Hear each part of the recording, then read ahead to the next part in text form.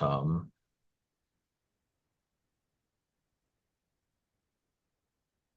oh, here we go. Hey, welcome back to another uh, dispatch update from Holly McKay. How you doing, Holly? I'm doing well, thank you.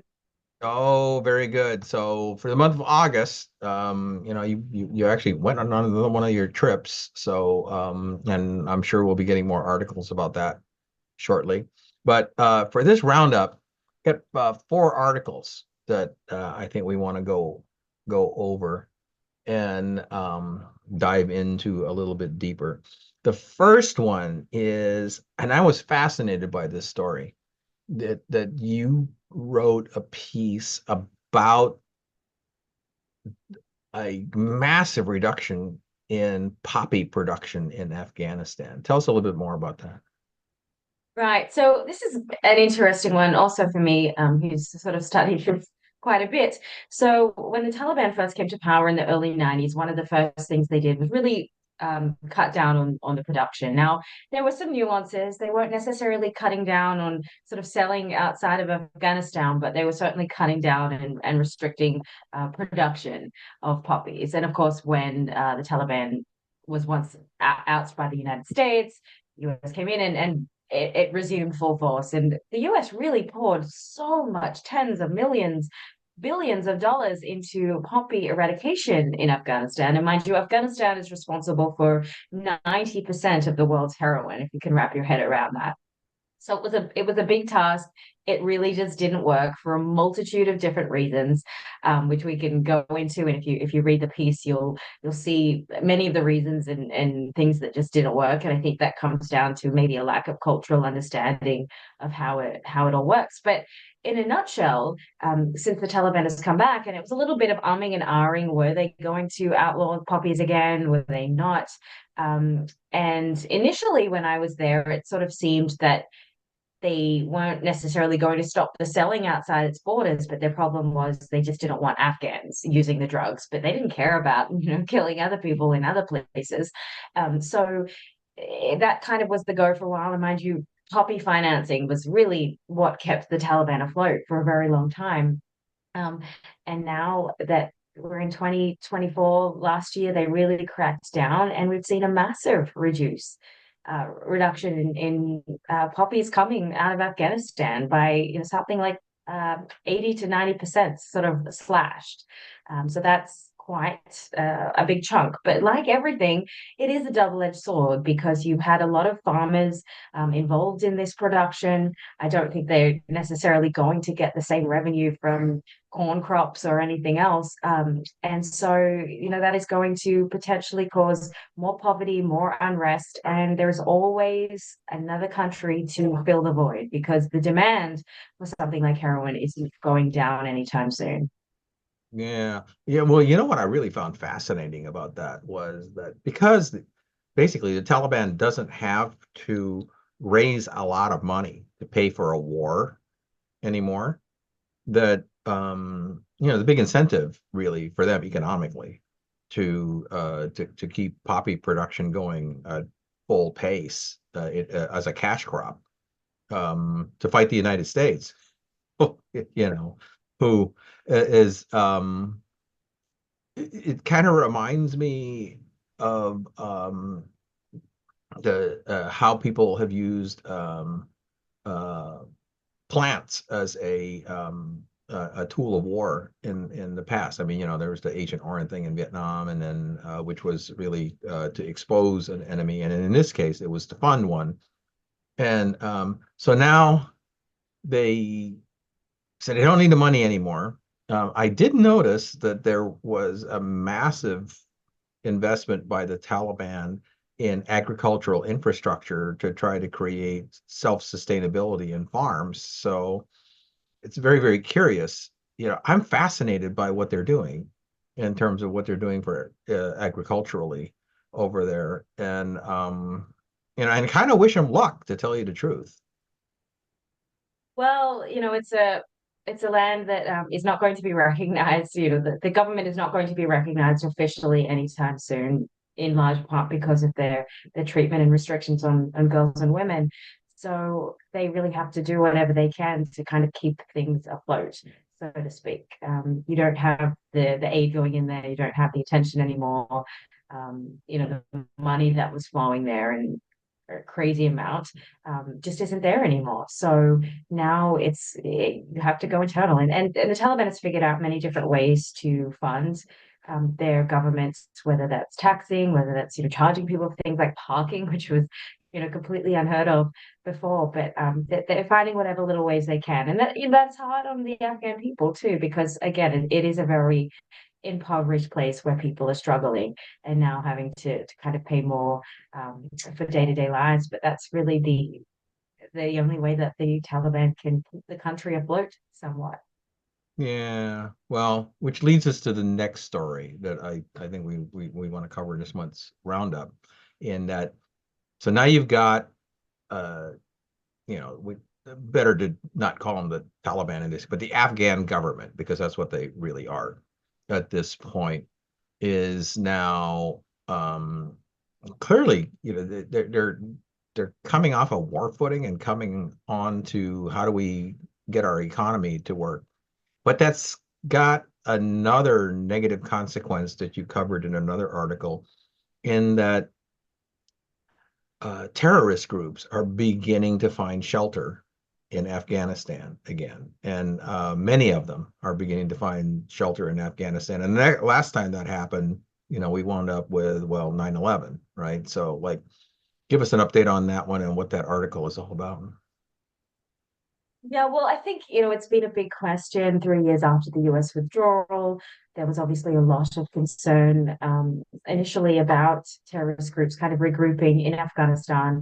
And I think, based on my assessments and talking to many different people, I think the situation is that there are terrorist groups operating in Afghanistan, and you kind of have two different tracks with this. You've got ones that are allied with the Taliban, and then you've got ones that are against the Taliban. So looking at those that are against, sort of to start with. And there are a lot of attacks still happening in Afghanistan. They don't make headlines anymore, but they happen not as frequently as it was sort of during wartime, but they certainly do happen and do continue to claim lives. So you've got the ISIS state affiliates in Afghanistan, which is incredibly broad. Its tentacles are very broad, and they've been responsible for a number of attacks in the West and in other countries over the past year, whether that be in Iran or in Russia, claiming a lot of lives. And there was concern also that several operatives had come to Tajik nationals had come through the southern border into the United States. And I think it was back in June that around 8 of these suspected ISIS operatives were arrested inside the United States. So it does spread a lot. And that is a big concern, in that the ISIS is still a very potent enemy to the Taliban, and probably of all the groups is continuing to wreak the most havoc, and is probably the biggest concern to US and its allies in terms of its ability to operate outside its borders. And that group isn't necessarily there with the sort of sanction of the Taliban, because they are enemies, although there are some instances of cooperation in the past, but they're very rare. So I think that's just an ability of, is the Taliban capable of controlling this? And certainly ISIS has been around for a good decade in Afghanistan, and I don't see it necessarily diminishing anytime soon. And so that is certainly a point of contention. There's questions as to whether the US would cooperate with the Taliban on trying to squash ISIS. And of course, that was the central mission over the past 8 years that the US was in Afghanistan, was to squash ISIS. Well, it certainly hasn't worked, but whether the US will still play an active role, I assume so. There's questions over intelligence sharing. I know there was some ideas floated by the Biden administration about having coordination with the Taliban in terms of intelligence sharing, but I think that is a bit risky, just given who else the Taliban is very close with, case in point being Al Qaeda. So that is an affiliate. I think my understanding of Al Qaeda in Afghanistan is more that it's sort of there, it exists. It's operatives that are there, but they're not necessarily they've been kind of told to back off and not misbehave. So you see in the case of Zawahiri, he was killed back in 2022 in Afghanistan, and that sort of came as quite a shock for people. And he was at that point the number one in Al Qaeda, but whether or not he was actually orchestrating or running the group to kind of do outside work was subject to, I think, a little bit of interpretation. And I certainly didn't see huge amounts of evidence that they were incredibly active. But there are many other groups that, lesser known groups. One is the TTP, which has done many attacks in Pakistan.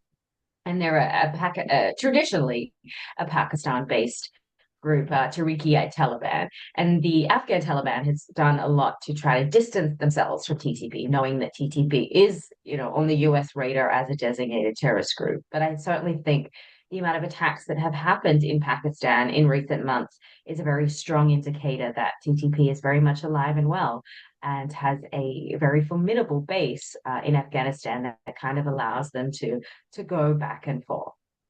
Yeah. Well, I mean, from a straightforward standpoint, this goes back to how pragmatic will does the U.S. have to be about the what has always been termed a global war on terror, which was the very basis of entering Afghanistan in the first place, right? I mean, that was supposed to be the big deal, and and we haven't eradicated it. We are certainly arguably in a lesser position now to be able to coordinate with people of sanctuaries where these people are hiding than in the past. So overall, it's I would have to assess that the global war on terror is while it's quiet, the Western world is not. It's in a more tenuous situation than before, and I'm kind of It's something curious. that I don't think is going to go away anytime soon. It's I going don't to think so spike, either. but it's going to be one of those persistent sort of simmering conflicts that you sort of can't you can't take your eye off the ball too much because we're going to sort of see these spikes. It's very easy to get distracted by other places and other things.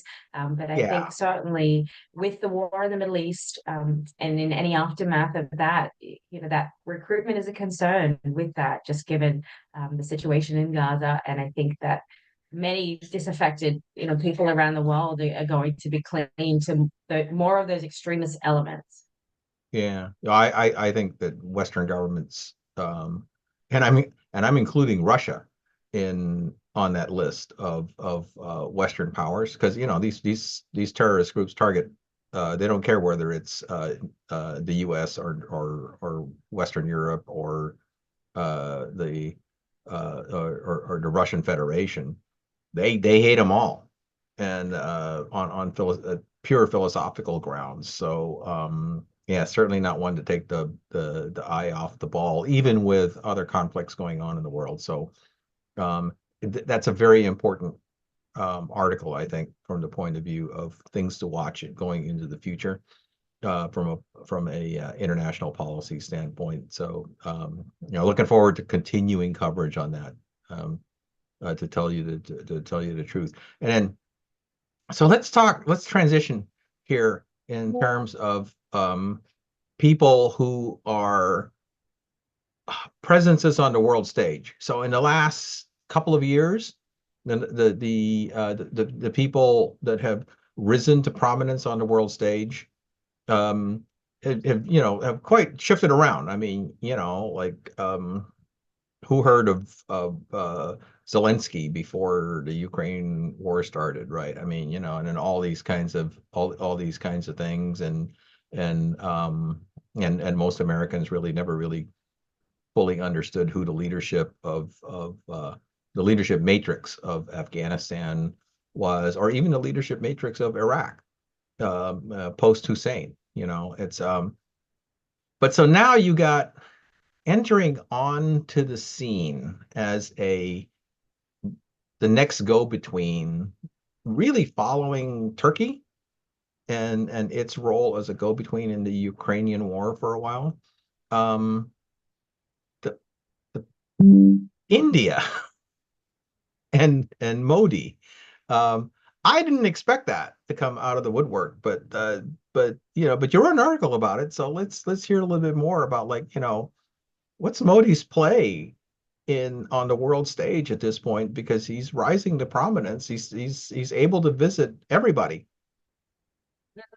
Yeah, so it's interesting. I spent a few weeks in India working on different things, but one thing that I sort of thought was interesting while I was there was that Modi was visiting Zelensky in Ukraine, which of course is very interesting because it was only several weeks ago that he had visited Mr. Putin in Russia, and India's long been known to be quite affiliated, with Russia, kind of historically, but it was a big source of contention after the invasion in 2022, when the Western world was very busy sanctioning Russia for its invasion, but India actually sort of pivoted in the complete opposite direction and actually stopped sort of buying a lot of oil from the Middle East and other parts of Asia, and suddenly started buying from Russia because it was cheap, and that was, I think, a big blow to to the West, who really considered um, India to be a very strong ally. And what I found actually just on that note was very interesting in speaking to different people on the ground. And this is why I always love being on the ground, because you just get different perspectives and nuances that is very hard to get when you're sort of at home working in a bit more of a bubble. And that was actually that because of India buying so much oil from Russia, it sort of stabilized the price. And if you notice, sort of the US was very harsh in its criticism for those first few months. And what officials sort of told me was that by September of 22, that criticism had kind of gone away. And that was because the fact that India had suddenly started buying the oil prices really stabilized the oil price. And so that was sort of a good thing for most of the world, because at that point things were very volatile, and there was the big concern that the prices were going to spike, and it was going like this in 2022, and it did level out by the end of 22, and that was a big reason. And of course, when oil prices go up, they go up for everyone around the world, and it has a huge ripple effect. And so I think that, perhaps the US sort of realized that that wasn't such a bad thing after all, and the criticism quietened down. So that was something that I found to be quite interesting, and something that I didn't really read about in articles and mainstream sort of publication, that India had sort of in many ways decided to put its needs first, India first, and in purchasing the oil and what they thought was going to be sort of best for their country. And I guess from their purview, the sort of the need to punish Russia, wasn't so strong. And so that was the approach they took, and that was interesting to me. But I think Modi sort of positioned himself now, yes, is still close to Russia, still obviously doing a lot of trade with Russia, but in recent times, having made that visit to Kiev, and I guess opening that diplomatic door, I think it puts India in an interesting position. And there's a lot of skepticism about any sort of power that New Delhi has in being a broker, but the fact that they do have these kind of dual respect, so to speak, from both sides, I think positions it to at least be a messenger. And I think that really is the approach that Modi wanted to take, was to be a messenger more so than a peacemaker, at least at this point. But he has said that his services are sort of available to both sides. And also, what was pointed out to me was that even though very publicly Modi is hugging Putin, things that anger a lot of people, but privately, that that how it was positioned to me was, that's not to say that privately he's not pointing his finger and saying this isn't right. It's sort of very similar to how the US kind of used to be with Israel. They've been a little bit more critical lately, but in the initial stages, when they were very publicly supportive of Israel, but behind closed doors expressing their concern about the way that a war was being waged, that's sort of similar to what Modi's doing. It's sort of a public support, but a little bit more of a private criticism. Yeah. Well, what fascinated me about that article is not the present situation, because the present situation first was the surprising element is the degree to which Modi has been able to basically get in constructive communication with both sides. I completely understood why India made the choice to buy cheap oil, because it needs oil. In 2022, as we all know, the fear was that oil prices would go sky high because of the war in Ukraine, and India And can't which afford they were it. certainly on that track for that Yeah, happening. I mean, yeah, we look back, it was a yeah. very volatile time. Yeah, and India can't afford sky high oil prices. Their economy would buckle underneath it, and so it made perfect sense on that score. But it's wound up, and I think so. You got India, Turkey, few other countries that are in position to essentially be agents of a negotiated end to the Ukrainian war that they don't none of them singly have enough power, but all of them together can act as very effective channels. And as I look at that, and I looked at your article, I go, well, depending on the outcome of the U.S. election, of whether or not the U.S. decides that its Ukrainian war policy is to continue to support a consolidated NATO front against the Russians, or go in the direction of forcing a negotiated end to the war. Um, what these guys have been doing on the side for self-interest creates a lot of interesting options for 2025 and 2026 on the world stage that I'm actually fascinated by what the possibilities are going both ways. I'm always my preference is always if you can find a way to negotiate out of killing people, that's always a good thing. Um, as That opposed, really is, yeah, their approaches look, no, you can keep fighting, but you're going to, I just end up depleting both countries in the process, and a lot of human life. And the only way to get out of this is you have to, some yeah, sort you of have to agree. negotiation. Yeah, you have to agree to stop. And so they say, hey, great, we had another one of those European, what I like to call minuet wars that have been going on since the Hundred Years' War, and it's got to come to an end sometime. And all of those wars in Europe, those little ones that have gone on, have always wound up with negotiated endings. And so, but it's interesting that of all places, you know, um, one of the largest former European colonies is now in a position to play a role, and definitely one to watch. I mean, that article I think is going to lead to many more things to watch about India on the world stage and Indian leadership on the world stage and how they play going forward. And you could take that back to U.S. domestic politics and go like, so given that, who's the best person to win the November election based on which direction they would take the whole process of conflict resolution. Um, I won't comment on it one way or the other because that's we have no control over how that's going to happen other than to observe. But it's fascinating. I mean, it's such a good article. Congratulations to Thank you for you. putting it Thank together. you. And Yeah. several coming out this month that we'll discuss for the next round. Yeah, yeah, no, no, yeah, yeah, because you actually did some on the ground time in India right around the time he was, like doing his little Henry Kissinger shuttle diplomacy thing on the world stage. And I'm sure that the reactions of the Indian people locally, because they're very, very proud of any time their leaders get something done. I mean, like, or if they launch a rocket, they're like the entire country is like super excited. So yeah, looking forward to those articles and continuing to flesh out the color on that one. Um, let's end with kind of a sad story, right? Wild horses.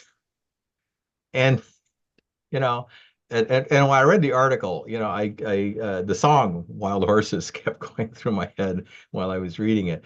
But geez, what they're doing to wild horses today Yeah, is, this yeah, it is. I mean, talk about that. this yeah, this really blew my mind because it was something I never really thought of or considered or that had entered my radar in any way. And a friend of mine several weeks ago was in Canada for work, and she sent me a text and was like, "Did you know that Canada is still slaughtering horses to send them to Japan and other places for sushi and delicacies?" And she sort of sent me a link to a nonprofit that was trying to stop that, and I didn't know anything about it and started to look into it and it's kind of horrified. I mean, we can make a lot of arguments about I'm a big, anti-factory farming person.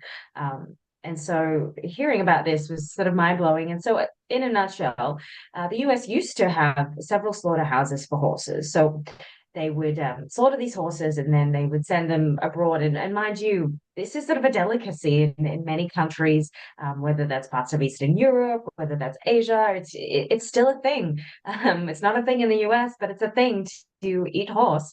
And there was a big petition, and I believe it was around 2006, 2007.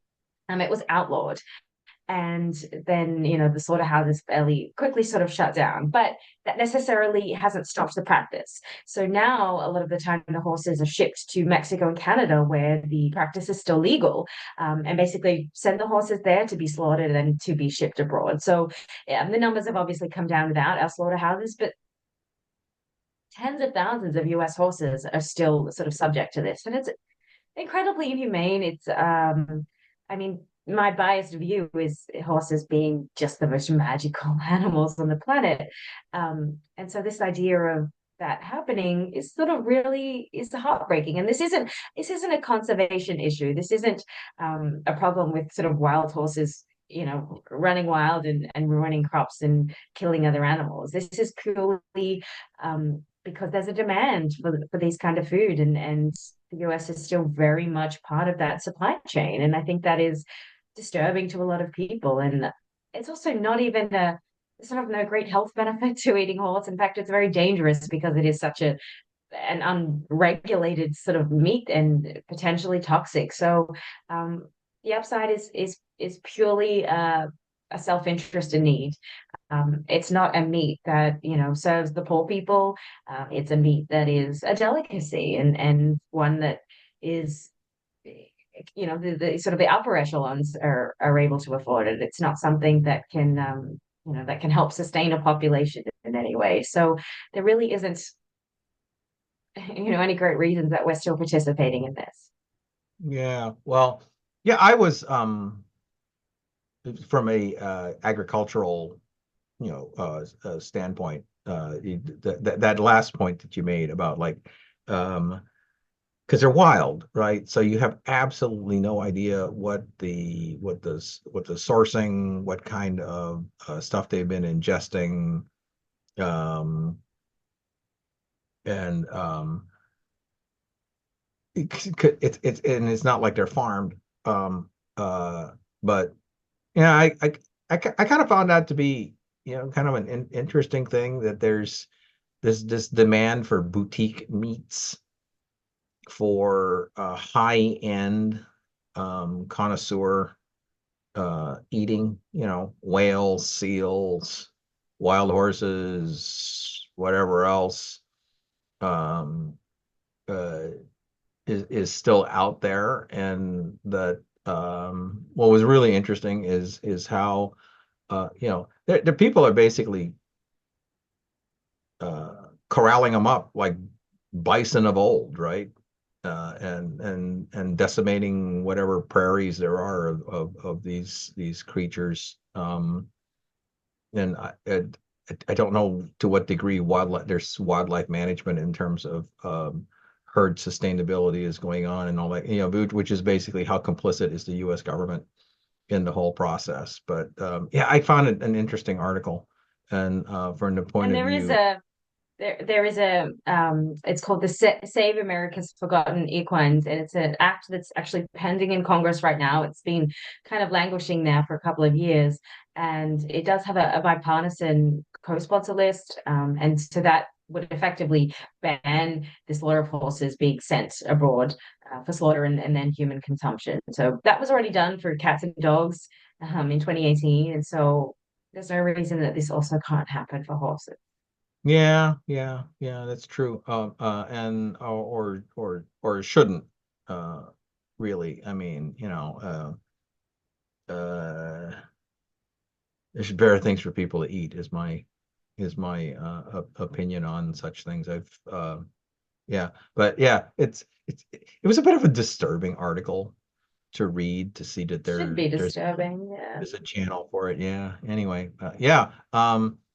Do continue to report on those kinds of things because that's so far off the mainstream news path that you're not going to see it, and if you do see it, it's going to be on like some nonprofit's website that nobody reads, and so it's important to amplify it, which quite honestly is one of your better skills at finding these things that people just don't normally look at and finding a way to tell a story about it. So that's the roundup, by the way. So tell people where to find the actual articles on this.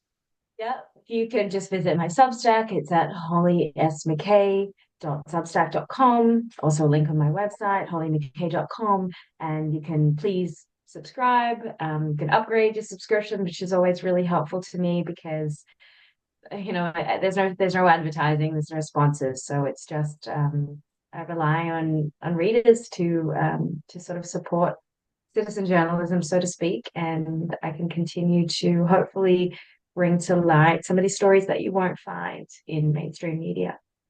There you go. Yeah, and yeah, let me echo that. I think it's do consider getting yourself a paid subscription to it so you can like give feedback and stuff like that. That's one of the benefits.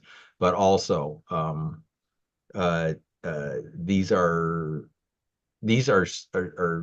very powerful stories, and from uh, uh, very diligent journalist. So I can't say enough about what Hollie's doing on her Substack.